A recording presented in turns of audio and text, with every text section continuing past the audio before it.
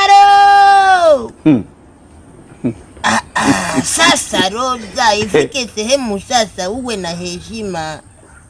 Haiwezekani mtu mimi nahangaika usiku na mchana halafu sasa unanyanduliwa na mtu mwingine.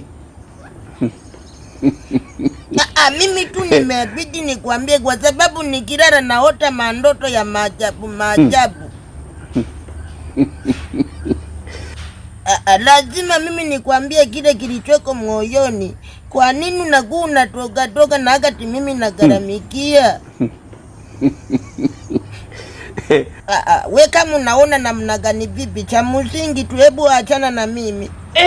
We unaona kama unazitulezi kuwa na mahusiano na mimi.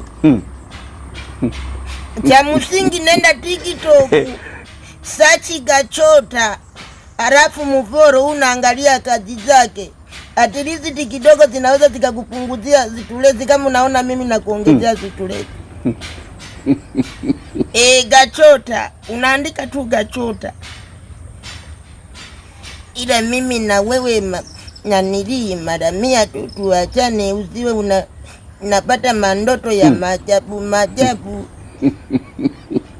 Au basi tu. Allah.